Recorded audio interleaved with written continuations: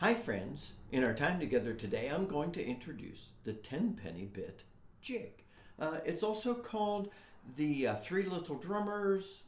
Actually it had the name Three Little Drummers when it first appeared in one of O'Neill's early collections, and it goes by some other names as well.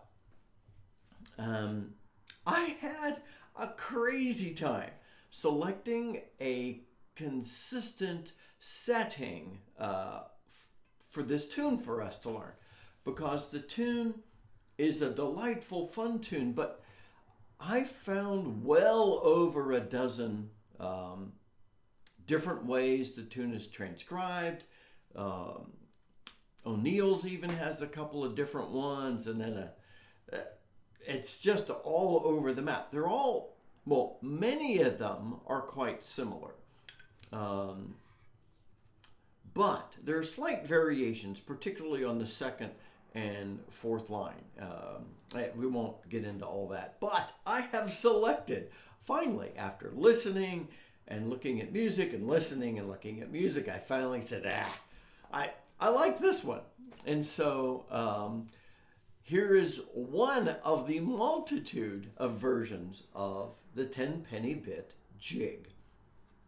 It has, as you'd expect from a jig, an A part and a B part. The A repeats, the B repeats. So what I'm going to do is I'm going to walk through the A part, phrase at a time, pausing between phrases, and just without the repeat. And I'll do the same with the B, and then I'll play the entire tune in the play along with Scott section. In the rest of the video, we'll talk about some difficulties I expect you'll experience, some ornament possibilities, and a little bit of the history of the tune.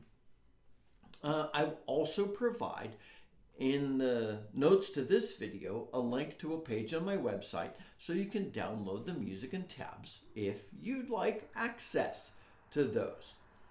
As a jig, it's played fairly quickly, but that doesn't mean you need to learn it at that pace.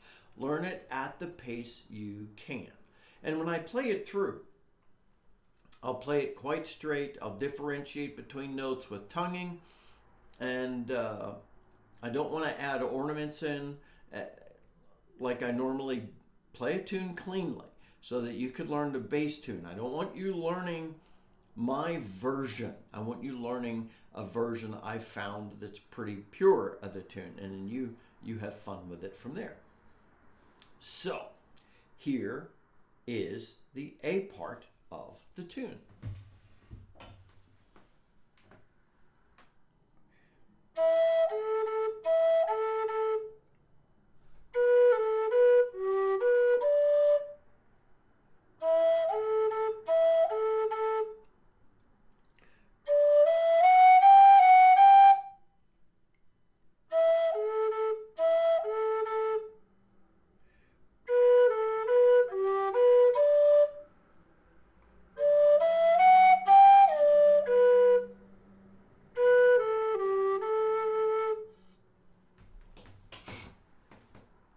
I'll now play through the B part in the same way.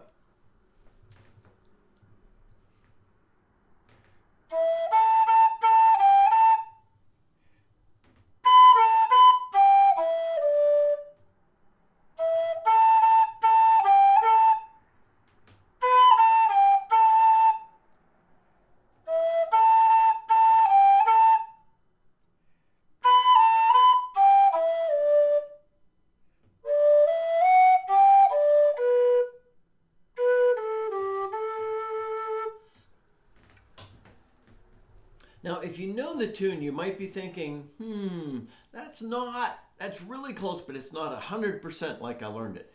And that's probably true. Remember, there are some variations. So learn this, look at some of the other variations, listen to some other, and change it up if you want. So I'll now play through the entire tune for it.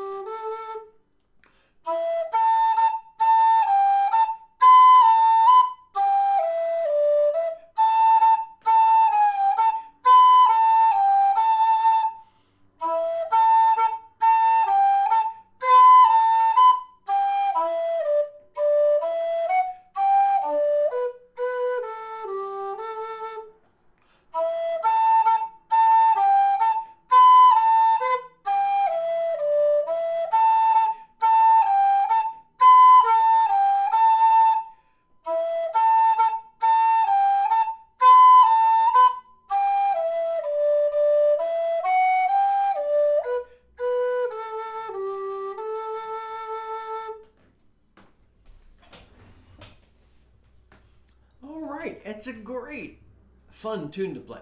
Now, let's think about any difficulties I think you might experience. One is the jig rhythm's a little more straight than a couple of the other rhythms we've played recently, so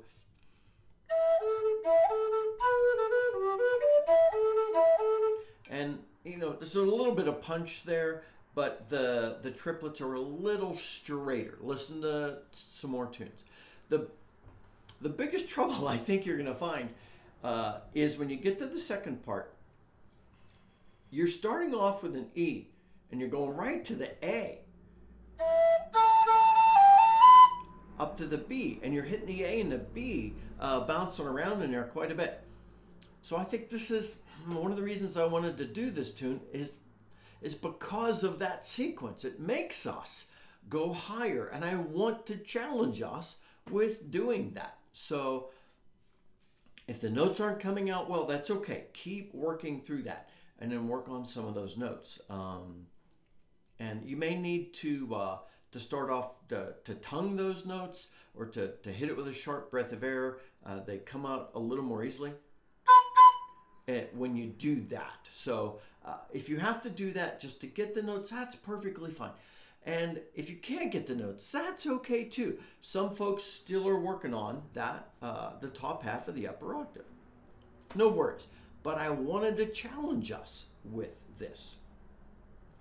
From the standpoint of expression and ornamentation, a lot of opportunities. You can even slide up to some of those higher notes, some cuts, taps.